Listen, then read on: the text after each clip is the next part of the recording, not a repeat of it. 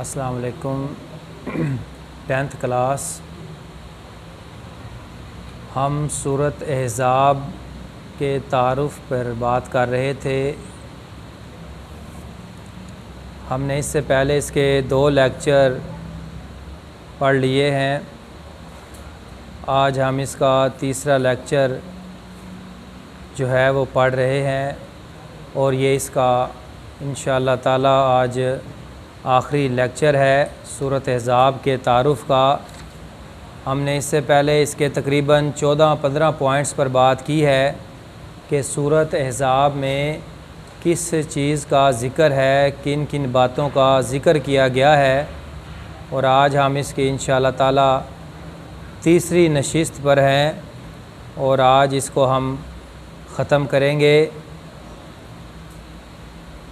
اس کا جو next point ہے وہ ہے کہ بارگاہ رسالت میں حاضر ہونے کے آداب۔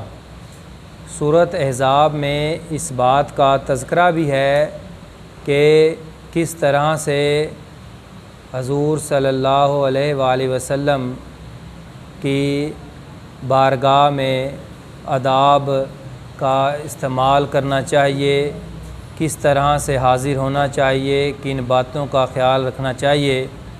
تو بارگاہ رسالت میں حاضر ہونے کے آداب مومنین کے لیے رسول صلی اللہ علیہ وآلہ وسلم اللہ تعالیٰ نے مومنوں کو بارگاہ رسالت میں آنے کے کچھ آداب بھی بتائے۔ پھر اس کے بعد پردے کا حکم ہے، مسلمان عورتوں کے لیے پردے کے احکام بھی نازل کیے گئے۔ پھر نکاح، طلاق اور حق مہر کے احکام کا تذکرہ ہے۔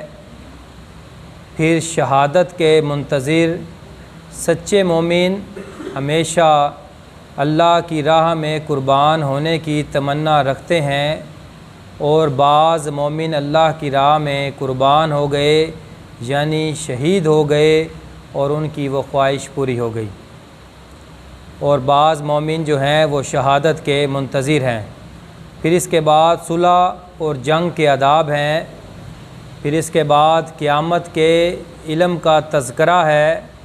کفار، منافقین اور یہودی اکثر حضور صلی اللہ علیہ وآلہ وسلم سے قیامت کے بارے میں سوال کیا کرتے تھے کہ قیامت کب آئے گی، تو اللہ تعالیٰ نے فرمایا کہ اے نبی صلی اللہ علیہ وآلہ وسلم ان سے کہہ دو کہ قیامت کا علم صرف اللہ تعالیٰ کو ہے۔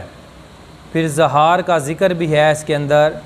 سورۃ الاحزاب میں ظہار کا ذکر بھی آیا ہے۔ زمانہ جاہلیت میں ظہار کو طلاق سمجھا جاتا تھا، لیکن اسلام نے اس کو طلاق قرار نہیں دیا۔ اسلام نے ظہار کے لیے کفارہ رکھا ہے، اور کفارہ ادا کیے بغیر بیوی سے مباشرت جائز نہیں۔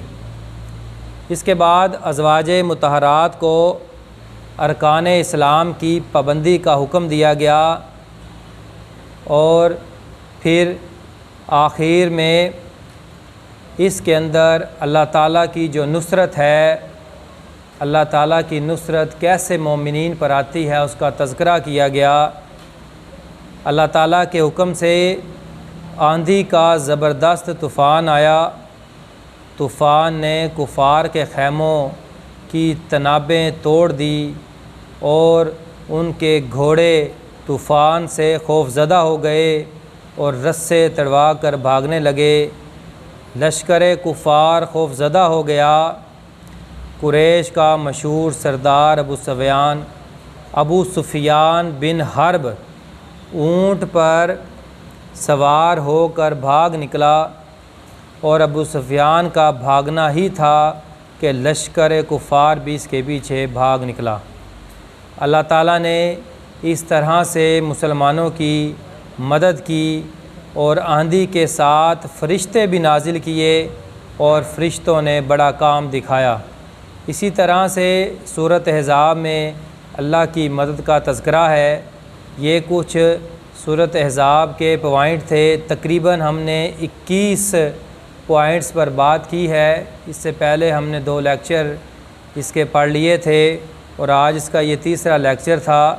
تو سورۃ احزاب کا جو تعارف تھا یہ ہمارا کمپلیٹ ہوا۔ اس کے بعد انشاءاللہ نیکسٹ ہم سٹڈی کریں گے۔ اللہ حافظ۔